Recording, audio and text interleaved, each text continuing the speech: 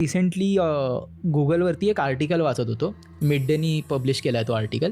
त्याची ही स्टोरी जी आहे ना, जी आर्टिकलमध्ये मी वाचलेली ती स्टोरी आहे ईस्टर्न एक्सप्रेस हायवे. तर ही स्टोरी प्रॉपर विक्रोळीच्या इकडची आहे.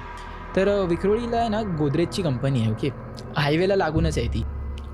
तिकडे जवळजवळ मला वाटतं 55 ॲक्सिडेंट्स झालेत आणि त्याच्यामध्ये सर्व्हायवल कोण नाही.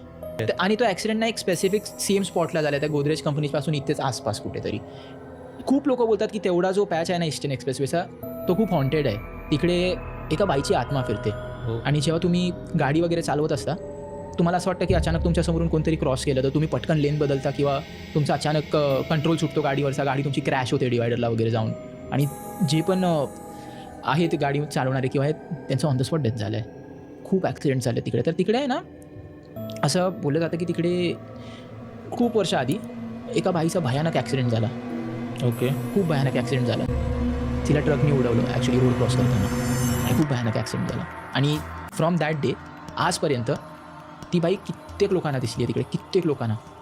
आणि सॉरी टू से मगाशी मी 0 सर्वायवल्स बोललो, पण ज्यांनी सर्वाईव्ह केलं आहे थोड्याफार लोकांनी त्यांनी पण हा एक्सपिरियन्स सांगितला. तर तिकडे आहे ना तोमध्ये आहे ना एक माणूस होता आणि त्याच्या विचाराचा एक मुलगा होता. तो कम्प्युटर इंजिनियर होता. तो आपल्या मित्रांसोबत इकडे चाललेला टेम्पलला चाललेला, कुठेतरी मंदिराला चाललेला. आणि ऑन द वे त्याचा त्या सेम स्पॉटवरती ॲक्सिडेंट झाला आणि तो बिचारा जागीच वारला. आणि मग नंतर त्याच्यातून जो मित्र होता ज्यांनी सर्वाईव्ह केलं त्यांनी हा सगळा इन्सिडेंट सांगितला. आणि तू बघशील ना की तिकडे एक रिच्युअल चाललेली मध्ये आफ्टर हिज डेथ. त्याचे जे म्हणजे पेरेंट्स होते त्यांनी त्या रोडवरती बाई लिटरली पूजा घातलेली शांती करायला, पंडित वगैरे बोल. लिटरली खूप सगळे लोक आलेले तिकडे. आणि मेजॉरिटीचा आर्टिकल आहे, तू बघ, तू गुगलवर तुला मिळेल मिड डेचा आर्टिकल.